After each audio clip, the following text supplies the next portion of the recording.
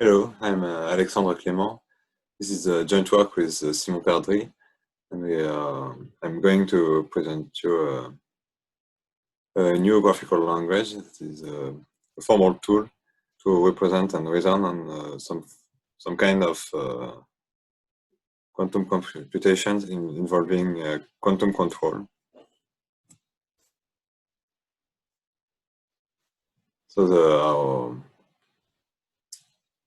we start by considering a particular a physical implementation of quantum control that allows us to perform quite general quantum control. That is control more general things that just quantum gates.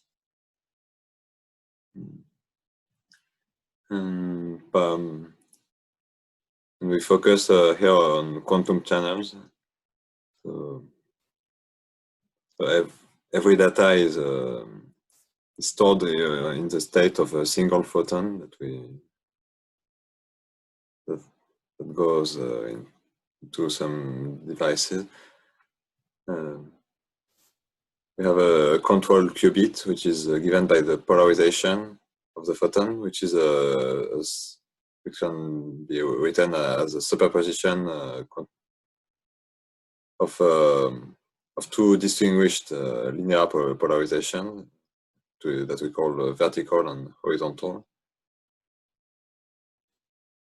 There is a data state that is acted upon by the quantum channels,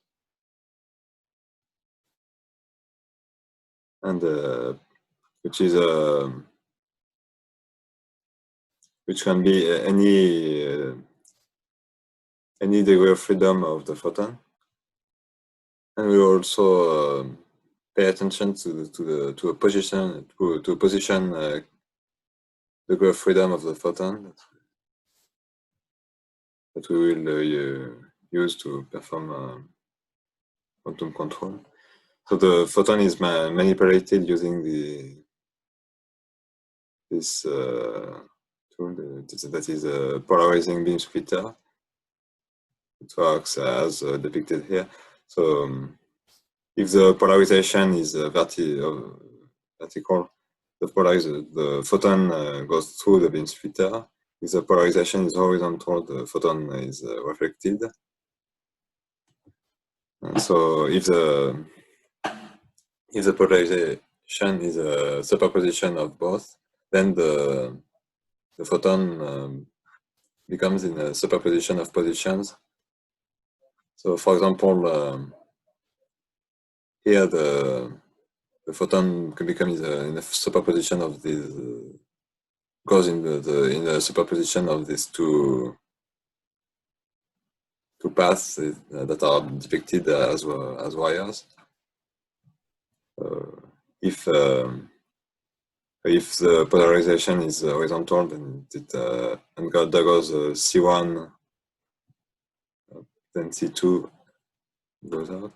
And if the polarization is vertical, then the photon undergoes C2, then C1. This device is called the quantum switch. So what is controlled here is the order in which C1 and C2 are traversed by the photon.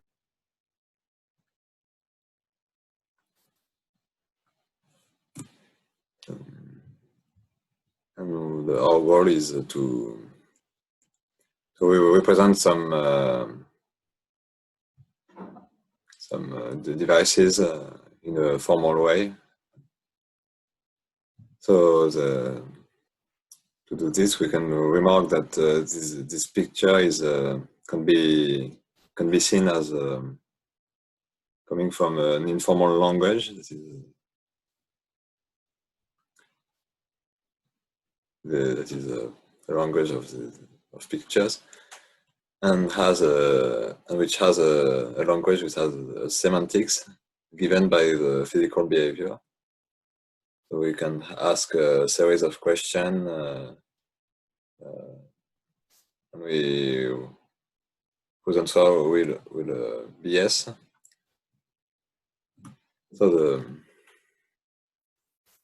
we formally represent the optical schemes by in a graphical language.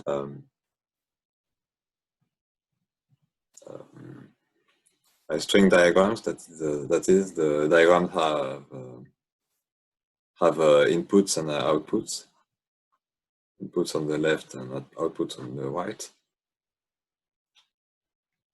There are three generators: the beam splitter, the gates that are a restricted set of the quantum channels. So if the matrix,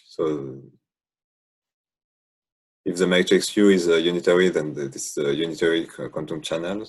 But in our formalism, we will see that there is no need to restrict ourselves to unitary matrices. So we allow any square matrix of a fixed size, which is the size of the degree of freedom of the photon. And we have this third generator that flips the polarization, that is exchanges the vertical and horizontal polarization, which allows us to do a few more things.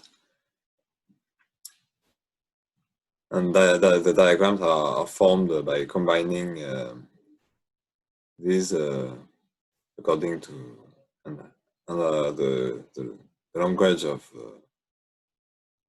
the PBS diagrams is equipped with the structure of trace pop. That is, we have an identity diagram, which is represented by a wire, a swap, is exchanging two positions, and an empty diagram. There is nothing. And the diagrams can be built using three operations. So given two diagrams, we can branch them together, provided that there are a good number of wires in the middle. We can put them side by side. So the photon goes either in one or in the second, or in superposition in both. And the third operation is called trace, and consists in plugging the last output wire into the last input wire,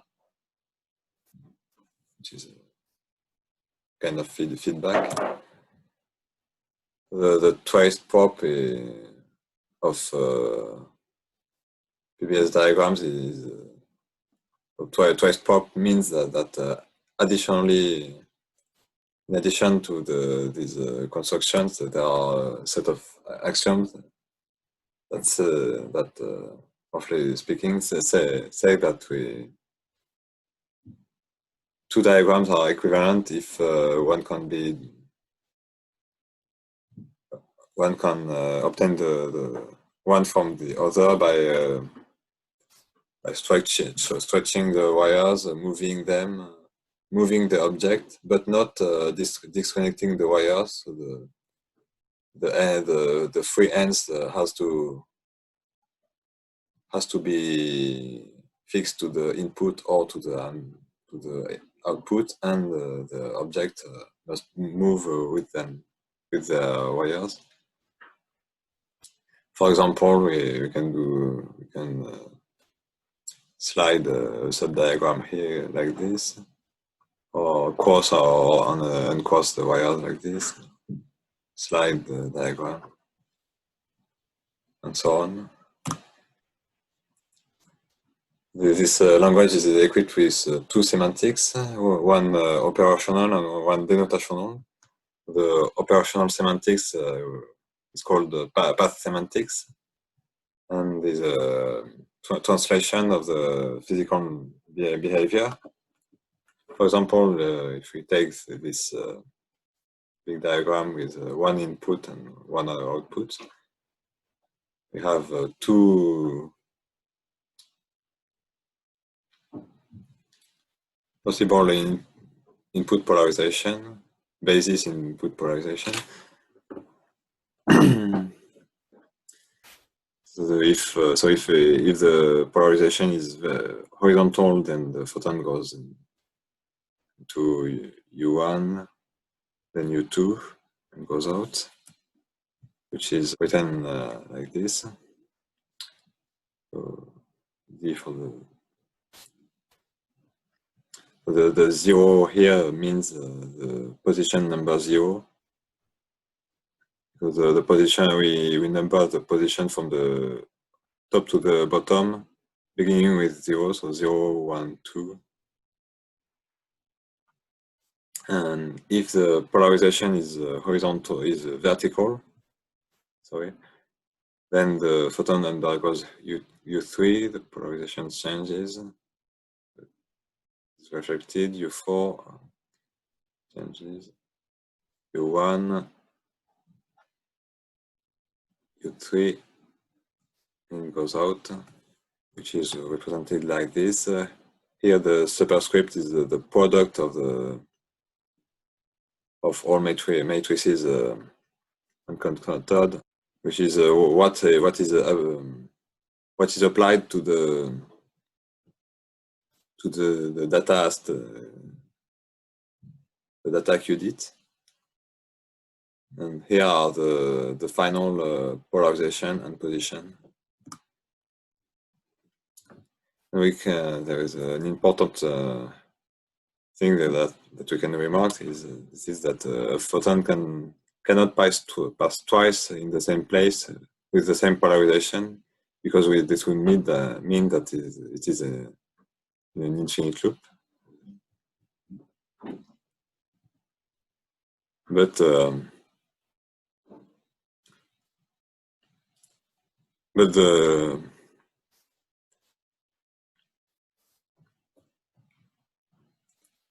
at any when following the path of the photon, at any time we can go back and this will lead us to the initial wire with the initial polarization. So if we are stuck in an infinite loop, then backwards we will be stuck in this infinite loop too, which is therefore not possible if we come from an input wire. This operational semantics has an inductive definition. And there is the second, so the denotational semantics, which associates with any diagram a linear map that maps the input state of the photon to the output state after passing through the diagram. So for the beam splitter, this says that the position of the photon changes only if the polarization is vertical.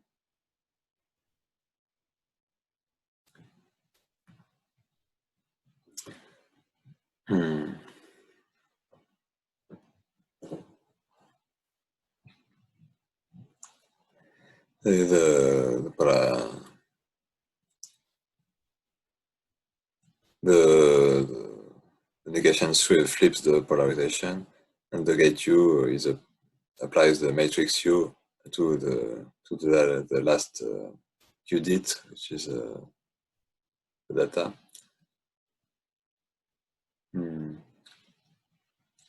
the semantics of the generators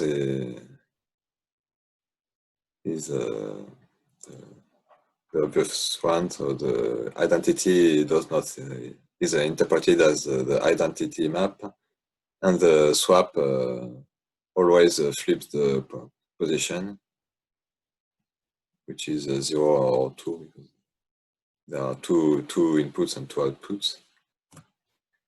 And the semantics of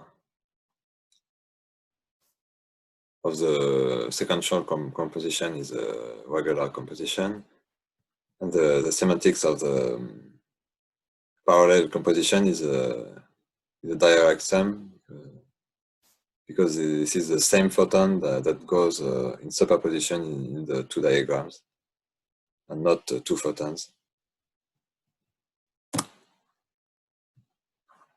The trace is interpreted by an infinite sum, which can be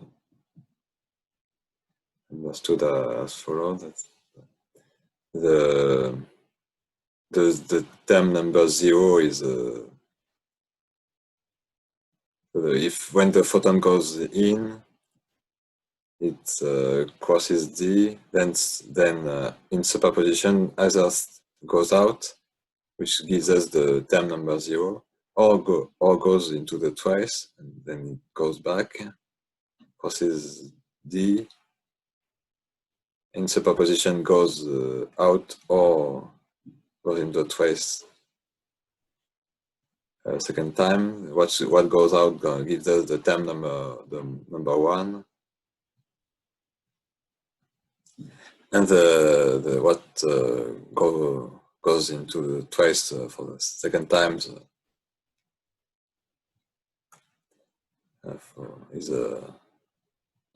necessarily goes out because of the remark that we did here, which gives us the second term, and in fact the further term are 0. And we have an adequacy theorem that says that the two semantics agree, and the D is a permutation because following the path of the photon is deterministic. For example, we had this path semantics for this diagram. And this theorem shows that you can easily compute the denotational semantics, which is this semantics. We also have a kind of reverse of the adequacy that we call universality, but this is a weak universality because this is inside the class of linear map of this form that permute the polarization and positions and apply a matrix on the data depending on CNP. So any linear map of this form is the interpretation of some diagram. We have given an axiomatization to our language that allows us to transform the diagrams. The equations that are shown here are the easiest to explain. The identity matrix does nothing. Gates commute with the negation and the beam splitter because they act on different registers. The beam splitter is self-inverse because whether it flips the position or not, doing it twice does nothing. The matrix is multiply, and this equation translates the fact that isolated parts of the diagram do nothing because they cannot be reached by the photon. This equation slightly more complicated to explain, so I will not explain them. But this is done in some extent in our paper. And obviously, all the equation preserves the semantics, either both operational and denotational by adequacy. So if two diagrams are equivalent according to these equations, then they have the same semantics.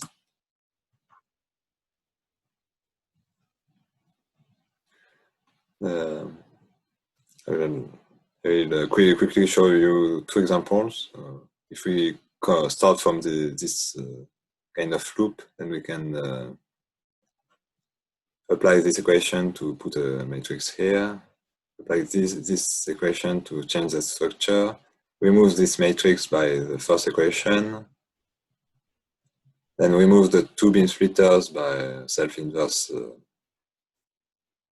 and then we get an isolated gate that we can remove by this equation, which shows that this is in fact equivalent to the identity. And the second example is the derivation of the fact that the negation is also self-inverse.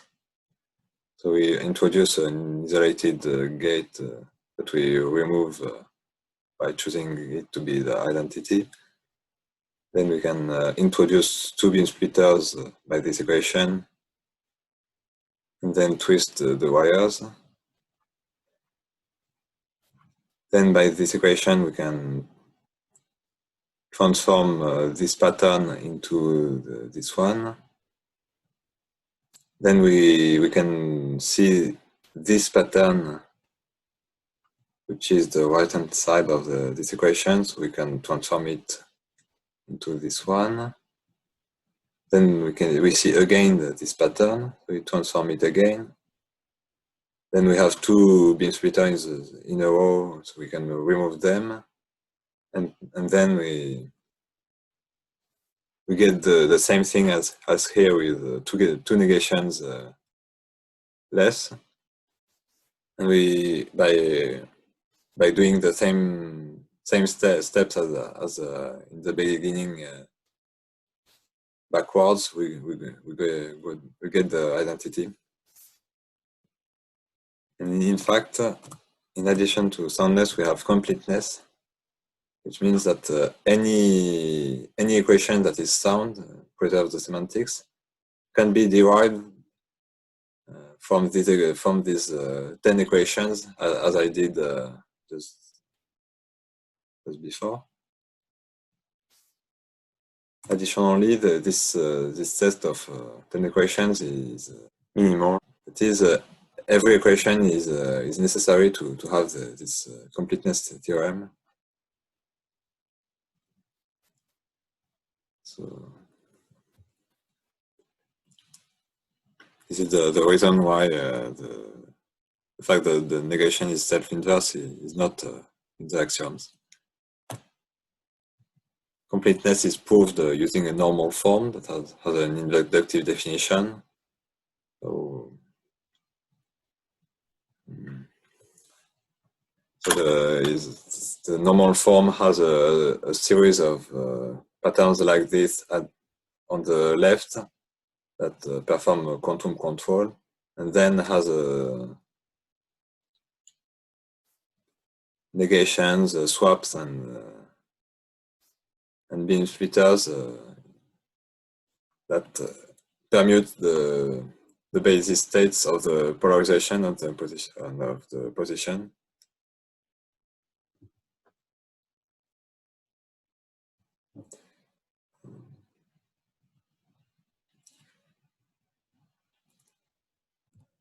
Finally, here are some perspectives for our work.